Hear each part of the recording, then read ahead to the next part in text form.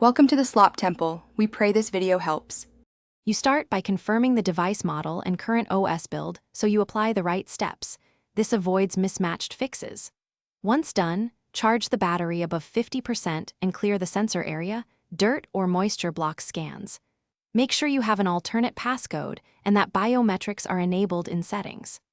Now restart the phone to clear temporary glitches, then go straight to the fingerprint enrollment screen. Don't linger on diagnostics yet. Begin enrollment immediately. You'll now do the hands-on troubleshooting that fixes most failures. First, clean the sensor carefully with a dry microfiber, and if the manufacturer allows, a tiny dab of 70% isopropyl to remove oils.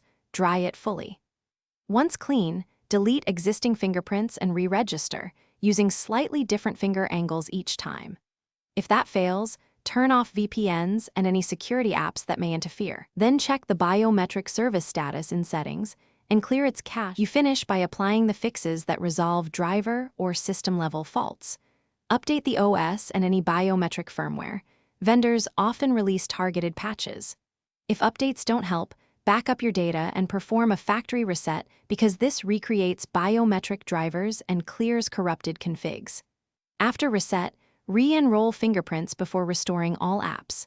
If the problem persists, contact the manufacturer with device logs and serial number. One troubleshooting tip: record the exact error message and time it occurred to speed support diagnostics. Thanks for watching. Consider subscribing if we helped you.